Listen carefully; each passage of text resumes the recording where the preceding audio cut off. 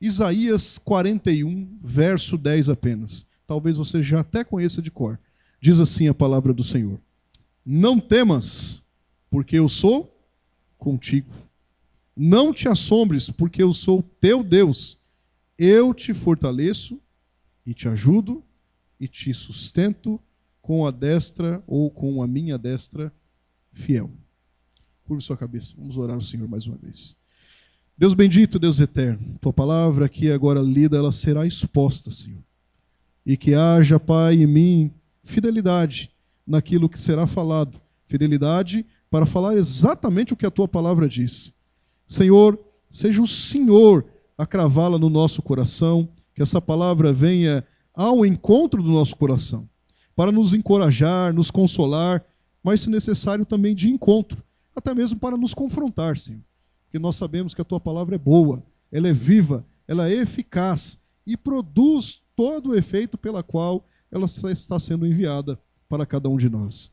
Que a tua igreja aqui, Pai, o teu povo aqui representado nesta casa de oração, possa ouvi-la, Senhor, possa atentamente escutá-la e, acima de tudo, praticá-la. Esse é o desejo do nosso coração. Continua conosco, Senhor, no nome santo, precioso e bendito de Jesus. Amém. Pois bem, meus irmãos, eu quero tratar sobre o tema com vocês hoje, porque nós não devemos temer as circunstâncias, as adversidades da vida. Por quê? Uma pergunta que até em tempos atuais soa até um tanto quanto estranho. Para outros até como clichê.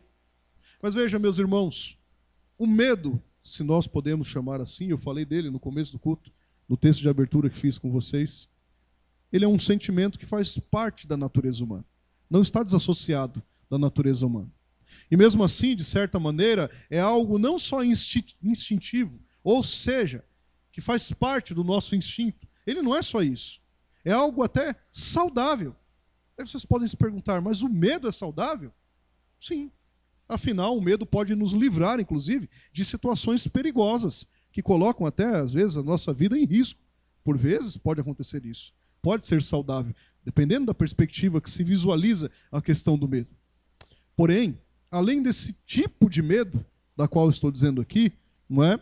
Natural e saudável, existe também o medo em excesso, esse ruim, em excesso, que pode ser prejudicial em várias frentes, em vários aspectos. Por exemplo, pode ser prejudicial no aspecto relacional, pode. Pode ser prejudicial no aspecto social, pode ser prejudicial no aspecto psicológico, ou até mesmo nos aspectos espirituais, dependendo do que for tratado. Claro que pode. Como todos sabem aqui, nós estamos vivendo dias, nós sabemos, não precisa ninguém dizer isso, mas só para reforçar exatamente o que vamos tratar aqui, segundo a palavra do Senhor, nós temos vivido dias aqui que têm sido influenciados de forma profunda no sentimento, no sentido do medo. Ou seja, tem se levado muitos ao medo excessivo, até mesmo ao desespero. Muitos estudos, vários, diversos, qualquer Google da vida, você vê isso. Muitos estudos falam exatamente do isolamento social, em especial pelo pico da pandemia que passamos. Hoje não mais, naquele início de 2020 até 2023, não é? Hoje não mais. Mas os estudos tratam a respeito do pico que teve na pandemia, do isolamento social e como isso aprofundou exatamente de forma geral a vida das pessoas, em várias frentes. Por exemplo, os crescentes números de diagnósticos com pessoas que têm síndrome do pânico, ou até mesmo transtorno do pânico, né? Assim conhecido no meio científico médico, que é caracterizado por crises de ansiedades repentinas, às vezes intensas, com fortes sensações de medo e de mal-estar. Outros até com transtornos de estresse pós-traumático. Acontece por reações, disfunções intensas, desagradáveis, disfunções que ocorrem até muitas vezes depois de um evento extremamente traumático, seja ele qual for. Eventos de risco de morte, não é? Ferimentos graves que podem causar angústia intensa e até de longa duração, causa medo nas pessoas. Não somente isso, é possível que a pessoa afetada, inclusive, por essas questões traumáticas e até pós-traumáticas, revivam esse evento. Tenham até mesmo pesadelos frequentes, e aqui possam lembrá-los em todo o tempo. Lembrar do evento que trouxe exatamente ao trauma, e isso lhes causa muito medo. Transtornos de ansiedade generalizada, quando a pessoa sente nervosismo, preocupação excessiva, intensa em relação a diversas atividades ou acontecimentos, de forma generalizada.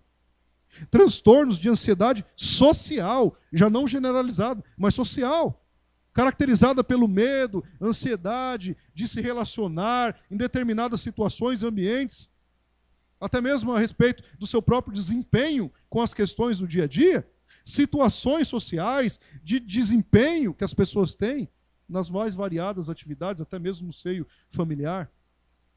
Transtorno de ansiedade social, irmãos, por causa de objetos que até causam medo. Tem pessoas que têm medo disso, por incrível que pareça, tem. Causam medo. A pessoa faz aqui com que se evite alguns ambientes, até mesmo igreja, acontece. Se evite estar no meio das pessoas. O medo, a ansiedade são desproporcionais à ameaça que ela entende que tem na cabeça dela. O medo toma conta dessas pessoas. E o fato de nós sermos cristãos não nos torna imunes desse sentimento, de jeito nenhum. Afinal, nós ainda somos seres humanos. Penso que somos. Ainda somos seres humanos. Mesmo que você seja um cristão, quando você foi salvo pela graça do Senhor Jesus, Deus não tirou a sua humanidade. Ele te salvou pela graça, mas não tirou a sua humanidade. Nós somos suscetíveis ao medo. E tudo aquilo que nós não controlamos e administramos nos impõe medo. Sim ou não? Nos impõe. Isso tudo aqui confirma que nós temos que aprender a administrar, não as coisas, porque isso está no controle do Senhor, mas o medo.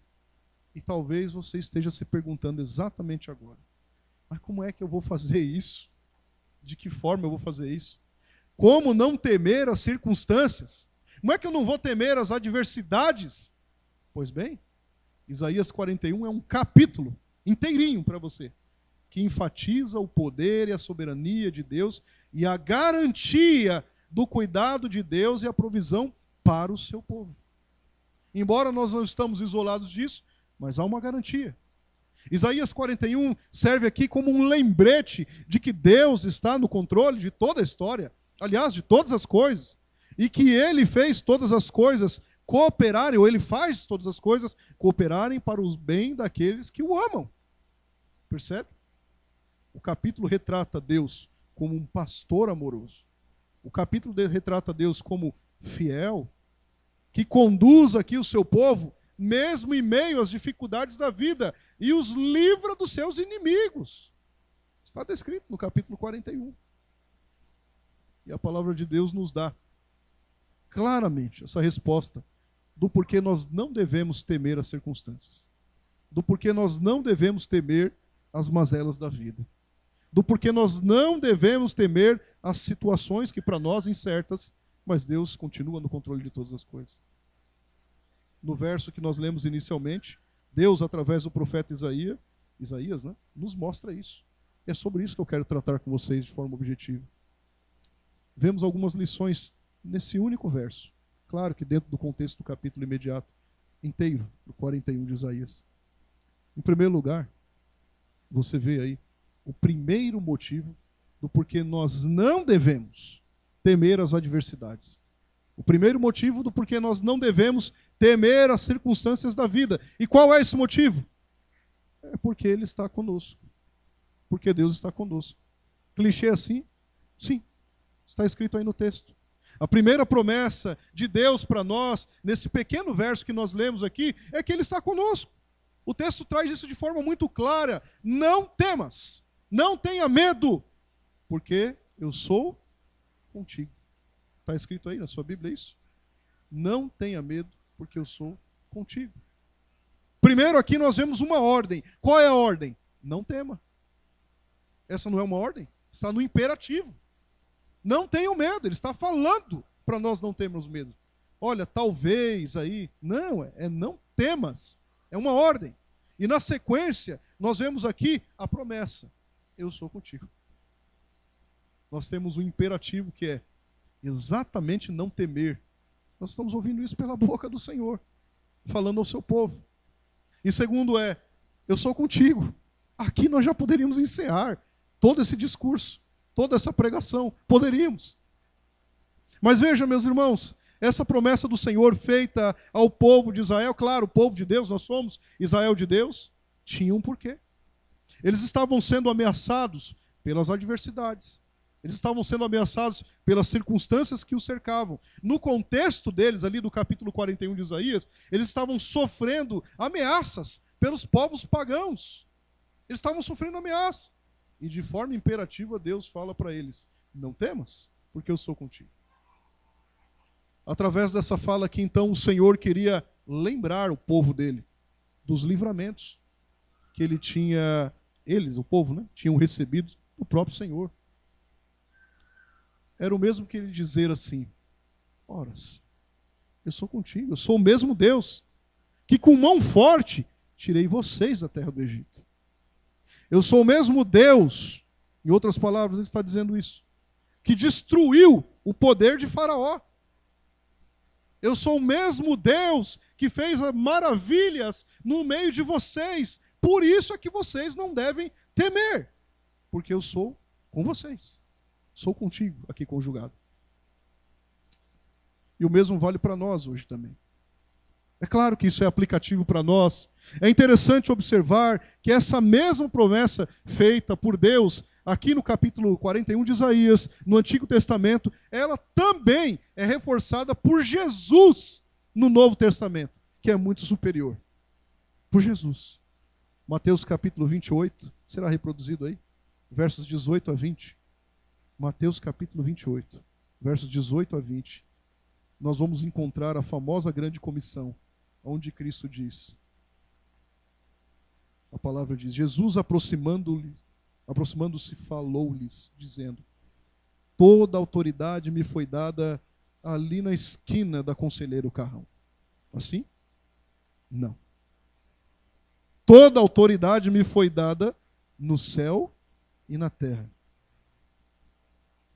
Ide, portanto, imperativo, e fazei discípulos de todas as nações. Oramos por isso hoje, no culto. Batizando-os em nome do Pai, e do Filho, e do Espírito Santo, ensinando-os a guardar todas as coisas que vos tenho ordenado. Olha agora o que está escrito aí. O próprio Jesus dizendo.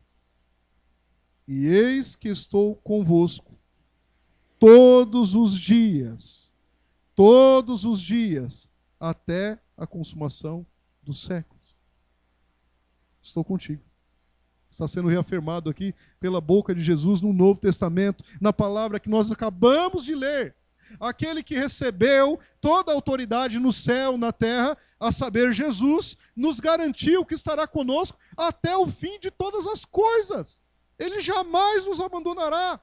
Ele também nos garantiu que o Pai enviaria outro Consolador, outro da mesma espécie, divina, quando ele ascendeu aos céus, para estar conosco. Quando? Para sempre.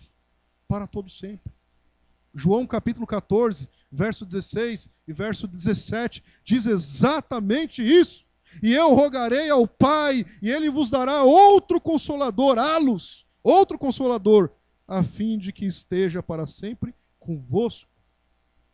O Espírito Santo é Deus, irmãos. Não é um Deus de terceira categoria, não. O Espírito da verdade que o mundo não pode receber, porque não vê, nem o conhece. Vós o conheceis, porque ele habita convosco e estará em vós. Você quer coisa melhor do que o próprio Deus habitando dentro de você? Você quer coisa melhor que isso? Precisa de anjo da guarda? Você tem o próprio Deus habitando dentro de você, na pessoa do Espírito Santo, e ele está falando, estou contigo, não tenha medo. Jesus reforça: estou contigo, não tenha medo. Eu vou enviar o Espírito Santo para que você não tenha medo, porque ele vai habitar dentro de você. Isso é maravilhoso demais, irmãos. Deus está conosco o tempo todo, até a consumação dos tempos, se assim podemos dizer. Nós não estamos sozinhos, não. Não estamos abandonados, não. Não temam. Essa é a mensagem aqui, essa parte inicial desse ponto que estamos tratando. Meu irmão, minha irmã, você não deve temer, sabendo de quem você recebeu esta orientação, este imperativo de não temer. Você não está ouvindo um pastor falar, você está ouvindo o Supremo Pastor falar. É a palavra dele. Jesus está dizendo isso. É a palavra dele. Nós estamos lendo na palavra dele. Quando Jesus diz não temas, aqui no Novo Testamento, no texto que lemos, o que ele está dizendo? Senão nos lembrando de que nós não precisamos ter medo diante das dificuldades, diante de um futuro incerto para muitas pessoas aí afora, diante das incertezas da vida. Não temas é uma forma de convite, na verdade, para nós termos fé e coragem no Senhor, mesmo quando enfrentamos momentos que são desafiadores na nossa vida. Aquele que recebeu toda a autoridade está dizendo exatamente isso. E veja, irmãos, e ele hoje não só ordena não temer, como nos dá uma razão para isso. Ele não só ordena assim, não tema, ele nos dá uma razão. Qual a razão? Ele está conosco e como prova, ele nos leva a olhar para trás e relembrar tudo que ele tem feito por nós. Você não lembra de tantas coisas que o Senhor fez por você? Por que é que ele te abandonaria? Qual o sentido disso? Se estamos aqui hoje, vivos, é porque ele tem cuidado de nós, ou não? Ele tem cuidado de nós. Não temos o que temer. Ele tem cuidado de nós. Ainda que você ande, ainda que isso aconteça, pelo vale da sombra da morte, você não deve temer. Está escrito no texto. Não temas, porque o Senhor, o nosso Deus, estará contigo. Mesmo lá, no vale da sombra da morte. E não é um lugar de habitação, é uma passagem.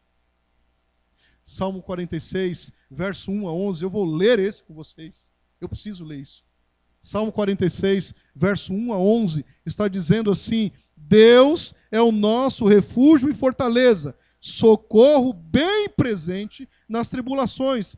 Portanto, não temeremos, está escrito aí, ainda que a terra se transtorne e os montes se abalem no seio dos mares, ainda que as águas tumultuem e espumejem e na sua fúria os montes se estremeçam, ainda que tudo isso aconteça, há um rio cujas correntes se alegram de Deus. O santuário da morada do Altíssimo, Deus está no meio dela, jamais será abalada, Deus a ajudará desde a antemanhã.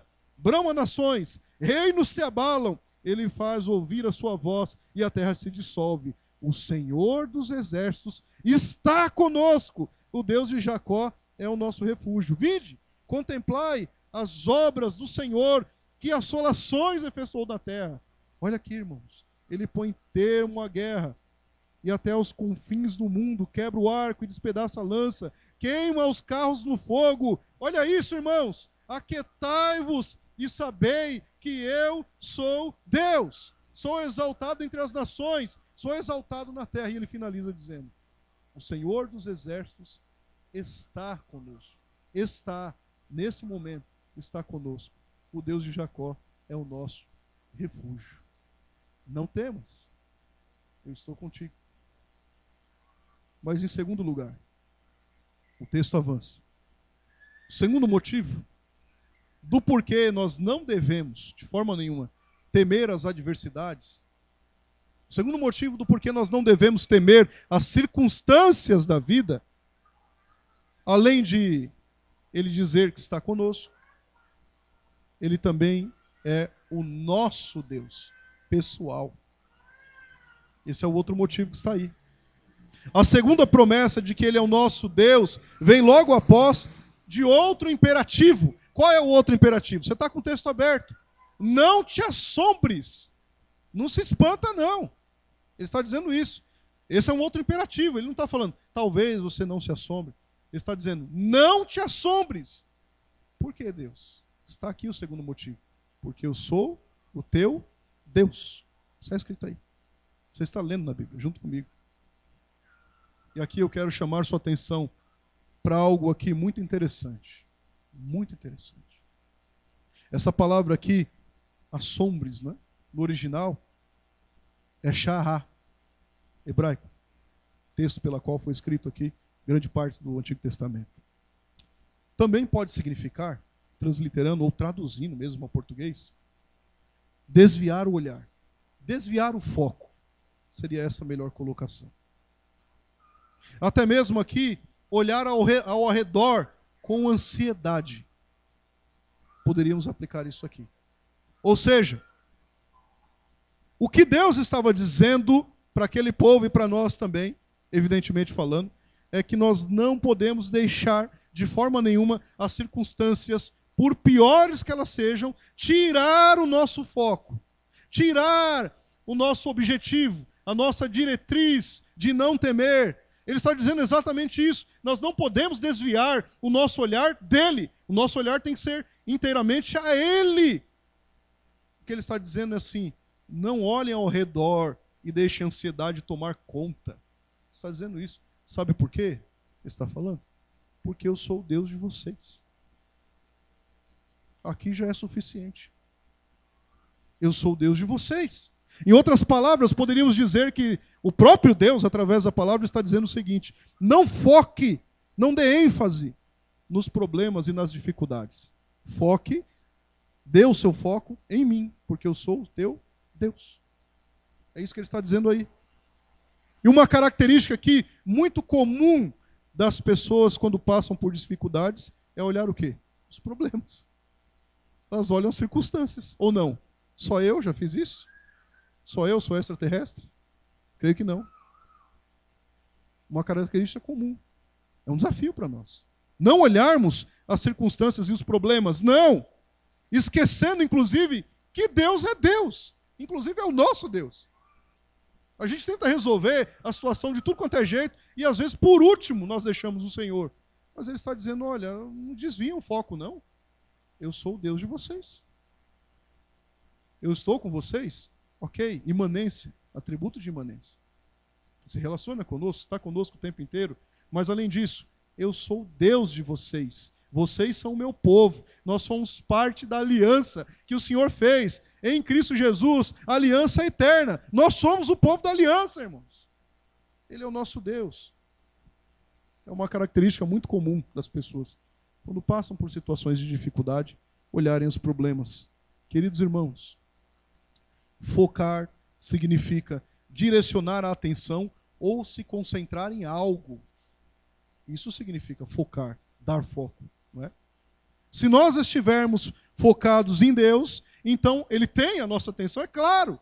Nós estamos aqui nos concentrando nele e em sua palavra, e Ele ocupa a vanguarda das nossas mentes. Sim, se nós estivermos focados nele e não desviando o nosso foco. Tal foco é apenas apropriado porque Jesus é o cabeça desse corpo, a igreja. É por isso, senão nem isso nós conseguiríamos.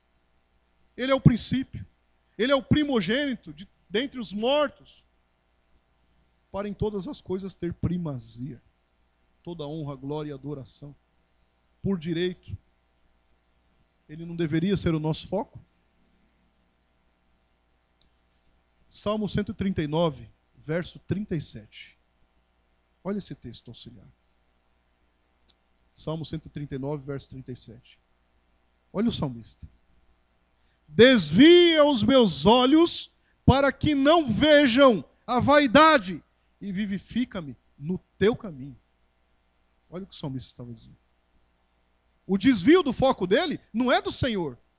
São das coisas que são passageiras. Desvia os meus olhos, o meu olhar. O foco tem que estar em ti, Senhor. Não deixa que outras coisas e arestas, não, tirem a minha atenção, não. Ele está dizendo isso. Essa deve ser uma verdade para as nossas vidas, irmãos. Precisa. Essa deve ser a nossa oração. Isso aqui é uma oração. A nossa oração deve ser essa. Senhor, não deixa que nada tire o meu olhar de ti, não. Vivifica o meu olhar, o meu andar, o meu passo nos teus caminhos, que são melhores. Essa deve ser a nossa oração. É incrível, irmãos, que mesmo com tantas tecnologias modernas, e não estou falando contra a tecnologia, é muito bom ser aplicada adequadamente. Muitas tecnologias, coisas boas, modernas, que ajudam a economizar, veja bem, tempo, a facilitar tarefas. Parecemos ter sempre menos tempo, mesmo com tudo isso. Mesmo com tudo isso que temos à disposição, parece que nós temos cada vez menos tempo. Você quer ver? Celulares, aparelhos, vocês têm. Eu também tenho, não tem nenhum problema. Aparelhos celulares, micro-ondas. Olha aí, controles remotos, não é? De diversas formas, diversos jeitos. Transportes mais velozes, sim ou não? Temos. Computadores, sim. Estou com um aqui. Todo tipo de informação é acessível, digitalmente falando. Deveria nos poupar um tempo valioso, não deveria? Deveria. Então por que é que esse tempo extra parece se evaporar diariamente? Por quê? Coisas inúteis. Essa aqui parece ser a resposta adequada. Coisas inúteis. Que tiram o nosso foco, tiram a nossa atenção. Não há dúvidas que coisas desnecessárias roubam o nosso tempo precioso da nossa vida e tentam, inclusive, tirar o nosso foco de Deus. O salmista, nesse verso, se você notou bem, ele fez 2 pedidos importantes a Deus. Primeiro, que desviasse os olhos de coisas inúteis. Não é isso que está escrito aí? O primeiro pedido dele foi esse na oração. Senhor, desvia os meus olhos das coisas inúteis. Segundo pedido dele, que lhe ajudasse a focar nos caminhos do Senhor. Olha só, 2 pedidos aí no mesmo verso. O primeiro remete ao campo das ações desperdiçadas. Ver, pensar, fazer coisas inúteis. E o segundo pedido aponta para o caminho certo, correto, que é seguir a Cristo. Olhar para Deus. Você percebeu aí? Muitas coisas podem, eventualmente, atravessar o nosso dia. Podem. Tirando-nos a atenção do que realmente importa. Do mesmo modo aqui, se nós não tivermos aqui empenhados em viver com um propósito firme, adequado, nós andaremos sem rumo e sem direção na vida, olhando em coisas supérfluas. Se no primeiro ponto do verso, do Salmo 119, verso 37, nos alerta para a importância de nós não nos distrairmos com futilezas, questões fúteis. O segundo ponto aí, pedido, fala-nos de foco. Exatamente o que nós estamos lendo aqui. Eu sou o Deus de vocês. Não assombres. Eu sou o Deus de vocês. A maneira aqui mais prática para não flertar, se podemos chamar assim, com as coisas inúteis, é nos concentrarmos no que é mais importante. E o que é mais importante? Deus. Deus é mais importante, acima de qualquer coisa. Deus é mais importante. As coisas de Deus são mais importantes. A pessoa mais importante na nossa vida não é nosso esposo, esposa, filho, filha. Deus. Amar ao Senhor acima de todas as coisas, com todas as nossas forças, com todo o nosso entendimento. Quer dizer que nós não amamos a nossa esposa, o nosso esposo, o filho e filha? Lógico que não, irmãos, não estou dizendo isso. Mas a pessoa que nós devemos mais amar, mais focar, mais dar ênfase, é Deus. Seguir os caminhos de Deus é o meio mais seguro para nós não nos perdermos nos caminhos da vida. Se você deseja cumprir o real propósito de vida, você precisa se concentrar no Senhor e na sua palavra. Talvez alguns de vocês já tenham lido. Talvez o segundo livro mais vendido, somente atrás da Bíblia Sagrada, O Peregrino. Talvez alguns de vocês já tenham lido. Se não, os convido a ler. Uma leitura boa, saudável. Tinha até aqui na nossa livraria, não? Sim. Há dois personagens lá, cristão e fiel. O personagem cristão e o fiel. Eles passam pela feira da vaidade no caminho do peregrino. Eles passam pela feira da vaidade. E para eles são oferecidos todo tipo de vaidade. E a resposta desses personagens cristão e fiel é instrutiva para nós. Instrutiva, você sabe por quê? Os peregrinos, eles mal chegavam a reparar os artigos que estavam à venda nessa feira da vaidade. Eles mal reparavam isso. Nem sequer se dignificavam a olhar as mercadorias que aqueles mercadores ofereciam, algum produto, né? Os dois, sabe o que eles faziam? Eles tapavam os ouvidos e bradavam em alta voz, abre aspas, desvia os meus olhos para que não vejam a vaidade, e olhavam para o alto, sugerindo que os negócios deles estavam no céu e não na terra. Que possamos, irmãos, como os peregrinos que passaram ali nessa cidade, nessa feira da vaidade, praticar exatamente isso. Olhar com o nosso foco para Deus, para o céu, para as coisas vindouras do Senhor e que a sua palavra estabelece. Sim, manter os nossos olhos focados em Cristo, na sua glória, no seu amor. Lembre-se, irmãos, do texto inicial, o texto base, Isaías 41:10. Não temas, porque eu sou contigo. Não te assombres, porque eu sou o teu Deus. Ele não diz somente que é Deus. Ele não diz somente isso. É muito mais do que isso. Ele está dizendo que Ele é o nosso Deus. O meu Deus e o seu Deus. Ele não está falando, eu sou Deus. Eu sou Deus de vocês. É algo pessoal. É pessoal esse relacionamento. Por isso nós não precisamos nos assombrar. Exatamente por isso. Não existe algo que nos deixe mais reconfortantes ao coração, com o nosso coração descansado, do que saber que Ele é o nosso Deus. Nós precisamos lembrar disso todos os dias das nossas vidas. Não temer as adversidades. Por quê? Porque Ele é o nosso Deus. Porque o nosso foco está nele. Porque Ele é suficiente a nós, independente das circunstâncias. Ele é suficiente a nós. Mas aqui avança ainda, né? Terceiro lugar. O terceiro motivo por qual nós não devemos temer as adversidades, por qual nós não devemos temer as circunstâncias da vida, é porque Ele, três coisas, nos fortalece, nos ajuda e nos sustenta. Percebe? Ele fala assim, não tenha medo, eu sou o Deus de vocês. E ainda assim, nos fortalece, nos ajuda e nos sustenta. Após dizer para não ficarmos assombrados, logo após isso, porque Ele é o nosso Deus, o Senhor nos dá três razões mais para não temermos. Essas até mais práticas, usual do nosso dia a dia. Ele nos fortalece, Ele nos ajuda e Ele nos sustenta. Ao dizer isso aqui, Ele deixa claro que nos momentos de dificuldade, irmãos, e eles virão, Ele não engana, eles virão, as tribulações virão, farão parte da nossa vida, só que Ele estará conosco exatamente nos fortalecer. Ele estará conosco exatamente nos ajudando. Ele estará conosco exatamente nos sustentando. Ele diz que os momentos de fraqueza virão? Virão, ou seja, nós não estamos livres disso. Mas Ele garante que nesses momentos a nossa força é Ele. É Ele que nos fortalece. Ele diz que momentos em que nós nos sentiremos aqui, muitas vezes até desamparados, também irão acontecer em nossas vidas.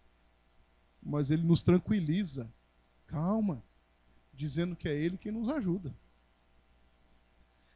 Da mesma forma, irmãos, momentos de dúvida. Você já teve dúvida? Momentos de dúvida também serão uma realidade presente na vida de cada um de nós. Mas Ele também deixa claro que é Ele mesmo quem nos sustenta nos momentos de dúvida. Queridos, Deus fortalece quem o ama. E nós só o amamos porque Ele nos amou primeiro. Percebe? Mesmo quando nós estamos fracos, nós podemos encontrar força em quem? Em Deus. Deus aqui não fica cansado. Deus não fica fraco, acabou o poder de Deus. Não! Ele está sempre do nosso lado para nos fortalecer quando nós precisamos. Deus nos fortalece como? Com alegria, com paz. Por sua força, irmãos. Pela força de Deus. Pela graça de Deus. Nós podemos vencer o pecado e viver uma vida de liberdade no Senhor. Quando o inimigo tenta nos abater aqui, Deus nos fortalece e nos protege. Lemos vários textos hoje ao longo desse culto a respeito disso. Ele renova nossas forças, nos ajuda a caminhar até o final da jornada, até o dia final, se você preferir. Queridos, nós precisamos ter a mesma fala do salmista. Qual fala? Salmo 28, verso 7. A mesma fala. Qual é a fala que o salmista teve no Salmo 28, verso 7? O Senhor é a minha força e o meu escudo. Nele o meu coração confia. Nele fui socorrido. Por isso o meu coração exulta. E com o meu cântico o louvarei. A gente precisa ter essa fala aqui. Não somente essa, meus irmãos. Nós precisamos ter a mesma convicção de Isaías ao falar o que o Senhor faz. Isaías 40, na versão Almeida, corrigida e fiel. Vou ler nessa versão. Este verso especificamente.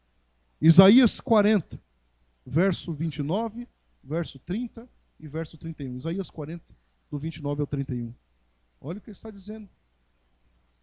Dá força ao cansado.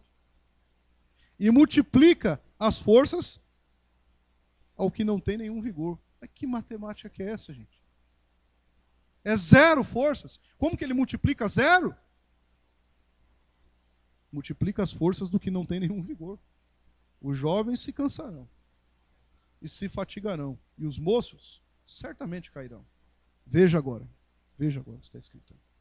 Mas os que esperam no Senhor renovarão as forças, subirão com asas como águias, correrão e não se cansarão, caminharão e não se fatigarão.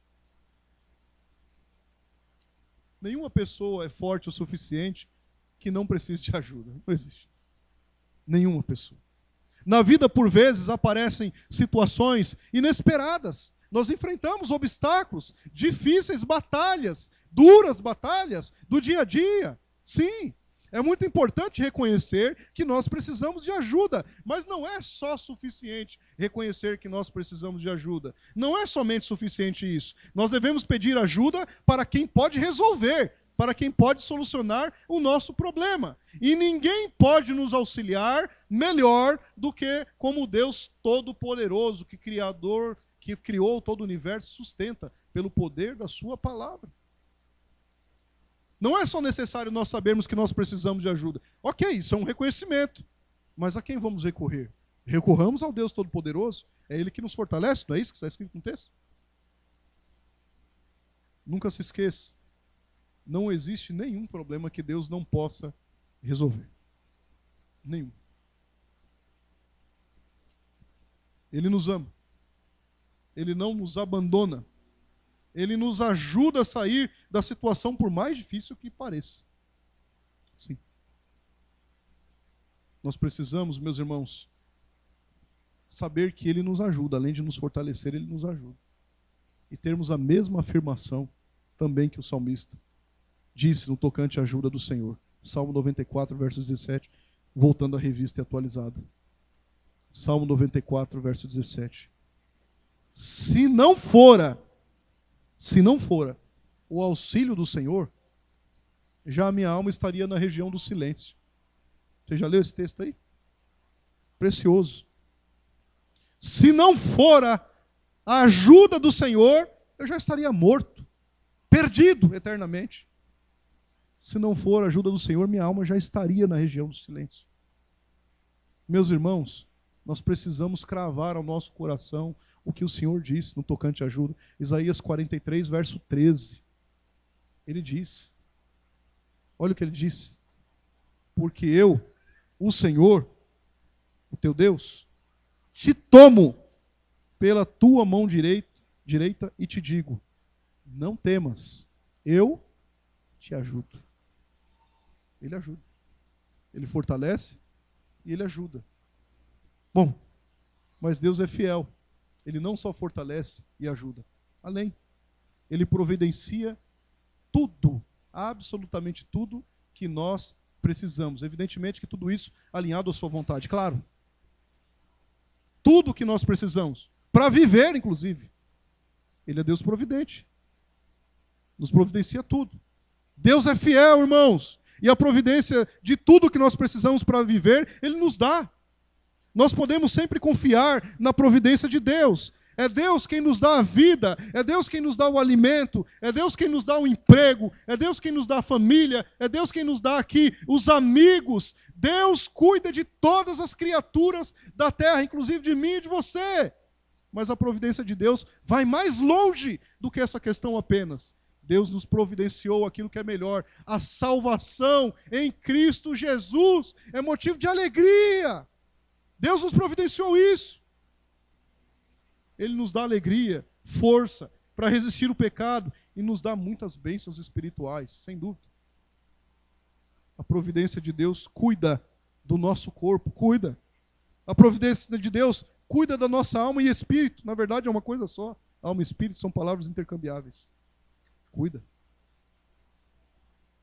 Cuida da nossa parte material e cuida da nossa parte imaterial. Ele cuida das nossas necessidades enquanto a vida.